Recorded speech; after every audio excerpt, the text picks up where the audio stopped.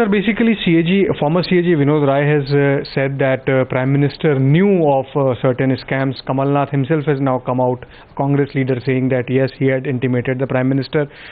You think the former Prime Minister Manmohan Singh should now come out and give some clarification? देखिए, पहली बात तो ये है कि जो पिछली सरकार थी वो लूट की 100% छूट की सरकार थी कि लूट पर 100% छूट कर दो, और जो लूट के लुटेरे, जनधन की लूट के लुटेरे हैं, उनको कितना आप कंसेशन दे सकते हो, इनको कितना प्रोटेक्शन दे सकते हो और कितना पैटर्नेज दे सकते हो, इसकी कोशिश हमेशा होती रही। और उसका नतीजा हुआ कि वो सरकार जो है वो लूट पर छूट की सरकार बन गई।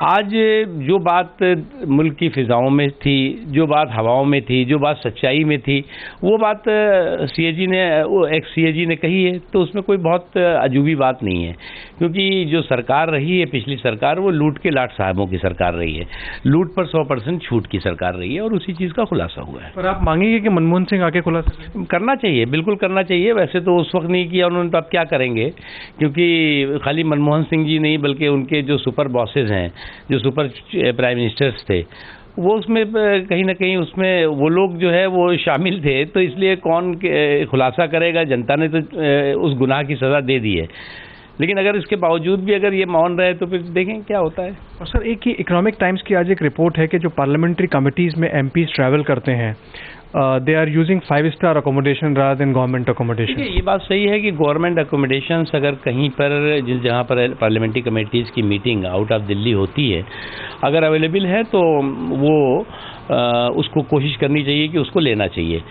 लेकिन अब ये बात सही है कि कई जगहों पर बड़े गवर्नमेंट एकोमोडेशंस नहीं होते।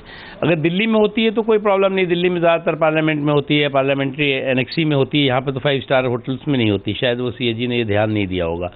लेकिन अगर कहीं कोई छोटी जगह है, अगर बड़ी जगह भी है, तो कई बार जो है गवर्नमेंट एकोमोडेशन अवेलेबल नहीं होते, या नहीं होते कुछ और रीज़न से उसमें वो भरे रहते हैं, तो इसलिए। लेकिन फिर भी हमारा कहना है कि कम से कम एक्सपेंडिचर में पार्लियामेंट्री काम हो सके, इसकी कोशिश हमेशा होनी चाहिए।